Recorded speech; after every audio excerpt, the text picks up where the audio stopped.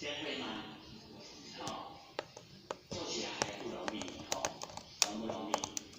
记表才容易啊，因为它不会记哦，它不容易。可是呢，我们要从真理的角度来体会，所以这个股神不死，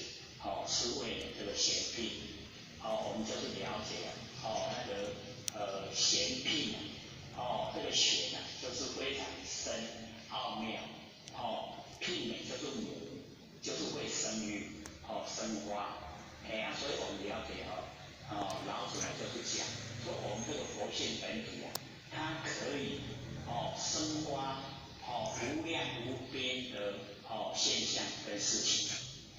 都是从我们佛性本身的生发出来，所以这个古神非常奥妙，佛性本体我们就是了解它可以生花万象，万事，三河大地都是我们这个佛性生发的，是我们一体的。